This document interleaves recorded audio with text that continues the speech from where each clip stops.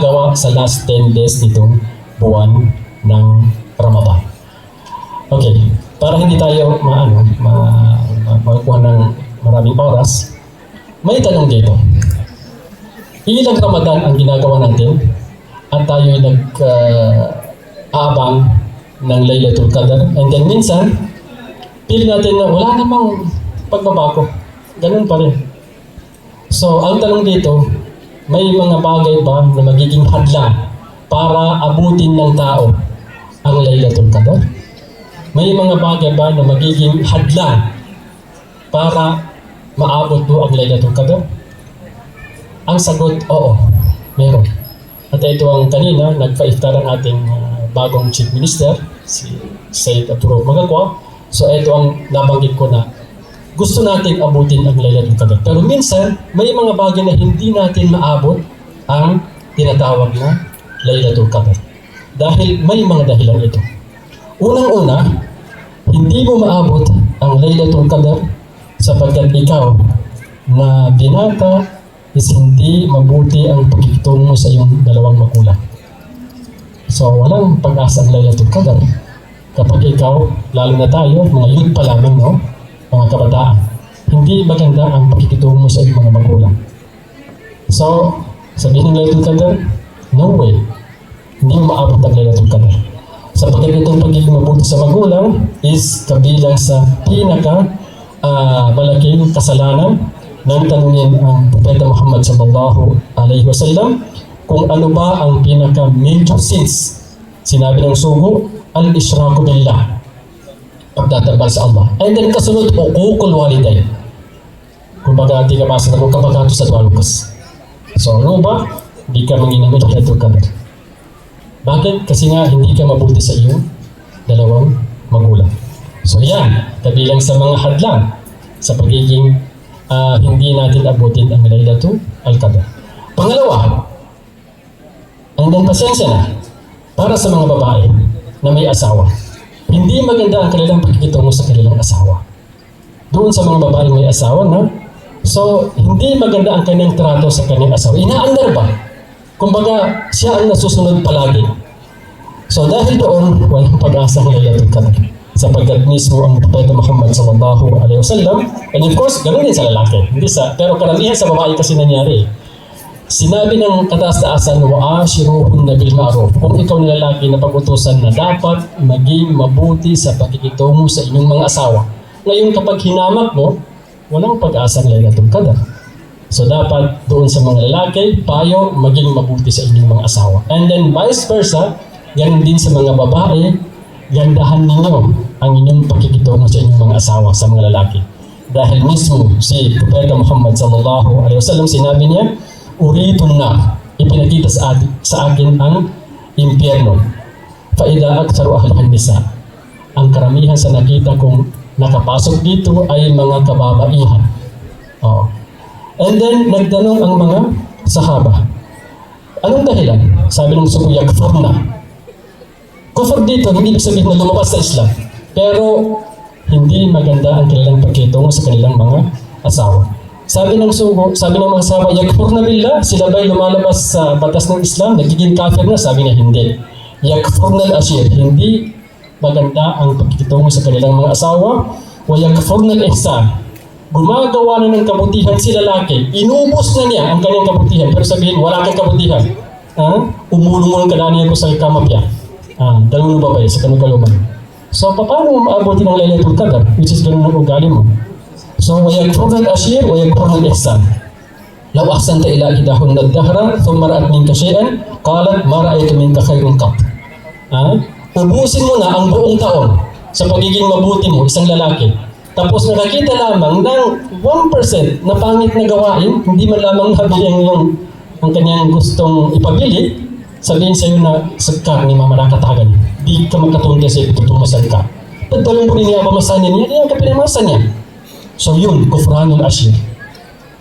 Kufranul ashir. So yun ang dahilan kung bakit pala nagiging kafir ang babae, nagiging pangit ang kanyang ugali sa kanyang asawa, is yung hindi ayaw niyang makitungo ng mabuti sa kanyang asawa. So, paano natin abutin ang Laylatul Qadr? Kaya pagbutihin natin muna ito. Pangatlo is ikaw na tao is tinatawag na qati o rahim. May mga magkakamag-anak na masyadong nagmamahalan, andun ng habag sa pagitan nila. So pinagdugtong ito, tapos darating ka para putulin ito hanggang sa sila ay mag-away na. Qati o rahim. Sinabi ng Sugo sallallahu alaihi wasallam, la yadkhulul jannata qati. Hindi magkakapasok sa paraiso ng pagpasok na nauna, mauuna sila ang taong pumuputol sa mga habag na namamagitan sa mga magkakamag-anak. Puputulin mo, ayaw mo. Nagmamahalan ang asawa mo, pati ang kanyang kapatid, so kita mong parang ayaw mo. Nagmamahalan ang asawa mo, pati ang kanyang magulang, so ayaw mo. So, puputulin mo. Yun ang tinatawag na qati o rahim. Walang pag-asa si Laylatul Qadr kapag ganitong ating mga pag-uugali. Kabilang pa rin sa mga magiging hadlang is kung ikaw na tao is masama ang ugali mo sa iyong kapitbahay. Kapitbahay mo pero wala kang pakialam. O masama ang iyong pagiging kapitbahay mo. Ang Propeta Muhammad sallallahu alaihi wasallam kanyang sinabi, "Ma zala Jibril yusini bil jar hatta dhanantu annahu sayuwarrithu." Palagi akong pinapayuan ni Jibril na maging mabuti sa aking kapitbahay. Hanggang sa inaakala ko, sabi ng propeta, is makakakuha ng pamana. Kung kapag namatay, ay may bahagi, may share ang iyong kapitbahay. Yun ang inakala ni Propeta Muhammad sallallahu alaihi wasallam sa lakas ng pagiging mabuti sa ating kapitbahay. Inakala ng Sugo is baka kapag tayo namatay, makakakuha ng pamana ang ating asawa, ang ating anak, pati si kapitbahay natin. Yun ang inakala ni Propeta Muhammad sallallahu alaihi wasallam. Ngayon, ikaw napakasama ng ugali mo. Napakasama ng ugali mo sa iyong kapitbahay. So, walang pag-asa si Laylatul Qadr. Kabilang pa rin sa mga kumbaga hadlang para makamtan ang Laylatul Qadr is nagkaroon ka ng utang. Mapayag niya. Nakautang ka sa isa ataw. Umutang ka tapos hindi ka na makita. Dara mo doon ka. Pagtahan ka ng mga utang doon, tingin ka nisita ko. Walang darang doon, hindi ka pag-gere. So, kabilang yung sa kumbaga, baka hadlang na hindi natin abutin ang Laylatul Qadr dahil nga sa utang mo na yan, hindi mo binayaran. Hindi mo binayaran. And then darating na ang ilan sa next time na pagsweldo, babayaran kita. Nagsweldo, wala. Hindi ka na makita. And then next na pagsweldo nun, wala ka rin. So, paano? Anong pagkaasa ng Laylatul Qadr which is nagiging hindi ka tumupad sa usapan na babayaran mo ang iyong na utangan. Kabilang pa rin sa mga bagay na magiging hadlang upang makamit ang Laylatul Qadr is nagiging kumbaga pinahamak mo isang tao at ibinababa mo. Pinakababan ka yan. Tubo ka na maya-maya. Dahil padalunta. Di ka nagbabaga na sa kanwa maya-maya. Sa kami ang pamilya kaya maya-maya. So yun, kabilang yun sa mga bagay na paano maabot ang Laylatul Qadr which is hinamak mo ang iyong kapwa-tao.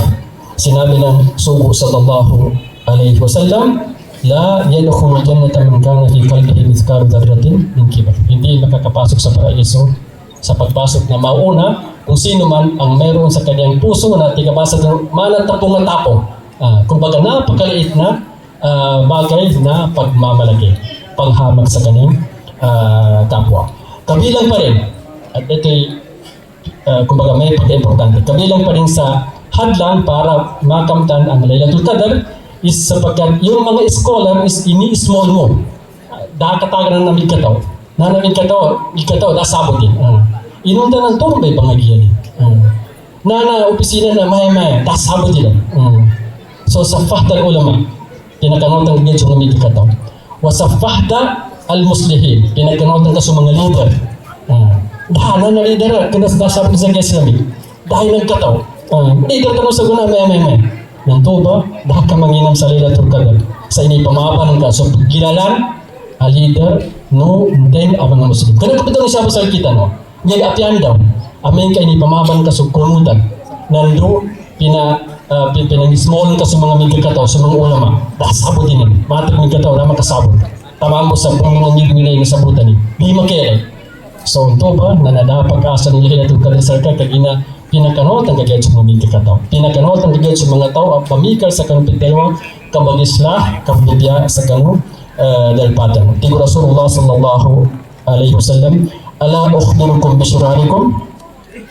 Gusto niyo bang banggitin ko sa inyo ang pinakamasama sa inyo? Al-masya'una bin namimati al-mufsiduna bainal ahibba. Sila yung mga taong nalimugal ba ka kapundal kita. Nando al-mufsiduna bainal ahibba. Pandaldanin sa mga pagdaldanan ng mga tao, sa binasanin sa ulama, binasanin sa mga tao, binasanin sa leader, binasanin sa tao, anyanin kahanda na kakyaso magingit. Na mamit na sa kanong pagdaldanan niya. Nanto ba? Di ka walang pag-asa na magkita o di kayo maabot ang Laylatul Qadr. Kabilang pa rin sa mga dahilan is at-ta'addi ala huquqin nas. At yung pang-agaw sa karapatan ng ibang tao. At ito yung nangyari doon sa mga baryo-baryo. Kapag baling sa duna ng lupa, which is kina-research sa amin sa EMPUS na kapalin niya ba sa Samapana Combalarido, nagkakaroon ng kumbaga away sa pagitan ng mga tao is yung paglipat ng boundary ng lupa. Hanggang dito ka lang pero inano mo, kumbaga iinisig ka. Nanto ba? Nagkatsaba pa na kapag ka dimbol no mga tao sa kumuha ka sa apya sa kasibra pati Rasulullah sallallahu alaihi wasallam. Yan pindalo bang akala sibra min ardi bang tuwid ka ila sa di aradin. Ten itaw amagaw sa kasibra po. Sa kamay mo ba? Lupa na iba-iba to Allah ta'ala sa gaya muli sa ligid. Sa pito lapis sa lupa. Ngayon gusto mayawa bamusan na ni ito ba kalangkalin kugatin lupa. Nangyari mo rin, ano ito, kasampang dahilan para hindi makuha si Laylatul Qadr is yung tinatawag na wa an taqulu ala Allahi ma la ta'lamun. Kumbaga, sasaw-saw ka sa usapin na wala ka naman kinalaman eh. Lalong-lalo na sa Islam, usapin Islam, sasaw-saw ka, which is copy-paste lang yan sa'yo. Kumbaga, atuan kay kaparawa sa kanamig kay kataw which is sakana adnan to apya supati ha naging kay kataw ang pamati sa matib apya alip anan to mamarawag sa alip panyan karon kay katan alip kamera ina nangin to kaatuan kan discuss sa mga pagkarumig kay kataw ano matang sila ba mga ginanto ba at takawul Allah atuan ka sumig kataw sa saka siyan ka po ibagato sa keyboard ataw ka copy paste ataw ka nakilig ko dabon at nanto nakapuloy sa kanito no ikabigyan. Nanto ba? Ngini pagka sa Laylatul Qadr, ipamaban ka magkabalingan sa ikapilan to. Isunod ka tao, natin ka tao, bagatuan ka discuss, inutal ka, copy-paste po sa kanong mga daw ilmo. Subhanallah, namba, itong mga bagay na binanggit natin is baka magiging dahil para hindi natin abutin ang Laylatul Qadr. Okay, balikan natin, lahat ng binanggit natin is karapatan ng tao sa tao. And then Laylatul Qadr ibibigay ng Allah Subhanahu wa Ta'ala para sa atin. Pero paano ibigay ng Allah Subhanahu wa Ta'ala ang sa kanya which is sinira mo ang karapatan ng iyong kapwa sa iyo. So dahil doon ito'y magiging hadlang para hindi natin maabot ang tinatawag na Laylatul Qadr. Dahil nga sa batas ng Islam, mas nauuna ang karapatan ng tao, kapwa-tao kaysa karapatan ng Allah Subhanahu wa Ta'ala. Sapagkat itong tao, karapatan ng tao sa tao is mabni alay musyaha. Ang tao ay ibigay ang kanyang nasa palad, nasa kanyang kamay. Pero ang Allah Subhanahu wa Ta'ala, napakayaman niya. Kahit na anong gagawin mong kasalanan, patatawarin ka niya. Pero ang tao ay mahirap magpatawad. So, hukukul ibad, mabni yun ala al-musyaha. Wa hukukullah azza wa jalla, mabni yun ala al-musamaha. Kapag ikaw ay nagkasala sa Allah, napakayaman niya, pagbibigyan ka niya. Pero kapag ikaw ay nagkasala sa iyong kapwa, is limitado ito. So hindi ka niya pagbibigyan. Dahil doon, uunahin muna natin bayaran o gawing mabuti ang ating ugnayan sa ating kapwa-tao, saka natin hilingin ang nasa Allah Subhanahu wa Ta'ala. So, makita natin lahat ugali. Ang bata na hindi naging mabuti sa kanyang dalawang magulang, ugali. Ang asawa, either si lalaki o si babae na hindi naging mabuti sa kanyang asawa, ugali. Ang tao na hindi marunong magbayad sa kanyang utang, ugali. Ang taong masyadong minamaliit ang mga eskolar, ang mga leader, ang mga muslihin. So, ugali. Lahat binanggit natin, halos ugali. Kaya dapat pagbutihin natin muna ang ating mga ugali sa ating kapwa sa kakatalihiling sa kung ano man ang gusto natin sa Allah Subhanahu wa Ta'ala. Dahil yun, saka na ibibigay ng Allah Subhanahu wa Ta'ala sa ating ang mga mabubuti kapag ito ay naging mabuti ng ating ugnayan sa ating kapwa-tao. medyo humabang ating usapin dito, sa kapasensya na. So, ito ang ilan sa mga hadlang na baka hindi natin abutin ang Laylatul Qadr dahil nga sa nagiging, in short, masama ang ugali mo. Kaya dapat ayusin natin ating pag-ugali sa ating magulang, sa ating asawa, sa ating kapitbahay, sa ating napangutangan, sa mga scholar, sa mga leader, dahil sa gayon, may pag-asa na abutin natin ang Laylatul Qadr. Subhanakallahumma wa bihamdik, asyhadu an la ilaha illa anta, astaghfiruka wa atubu ilaik. Wassalamualaikum warahmatullahi wabarakatuh. Waalaikumsalam warahmatullahi